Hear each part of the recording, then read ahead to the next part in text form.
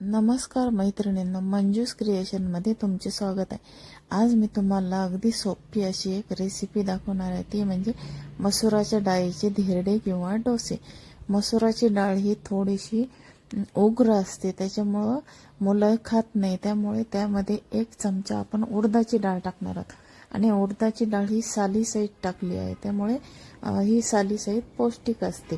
तर चला तर मग आपण ही उडदाची डाळ आणि मसुराची डाळ भिजत घालू।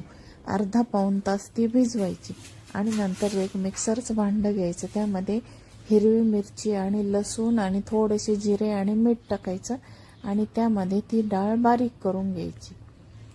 अशा प्रकारे आपण मिक्सरमध्ये ती डाळ टाकली आहे आणि त्या डाळीमध्येच आपण हळद टाकून घ्यायची, त्यामुळे व्यवस्थित मिक्स होते हळद मीठ।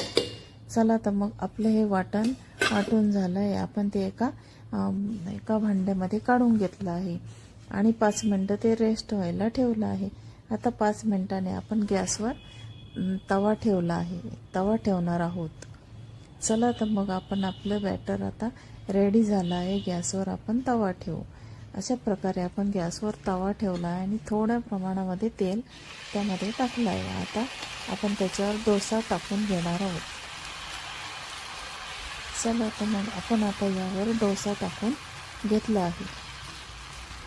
अशा प्रकारे डोसा आपण त्याच्यावर टाकून घेतला आहे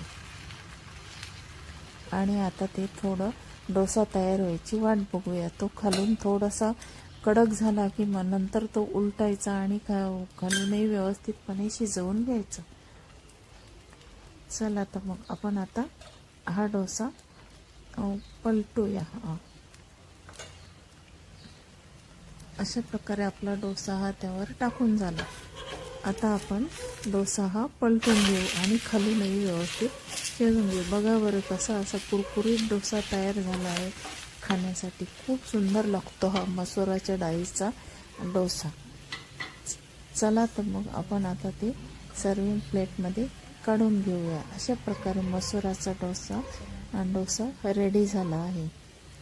तर माझी ही मसुराचा डोसा ही रेसिपी तुम्हाला कशी वाटली हे तुम्ही मला कमेंट बॉक्समध्ये सांगा आणि माझ्या चॅनलला सबस्क्राईब, लाईक, शेअर करा। धन्यवाद। नक्की सांगा।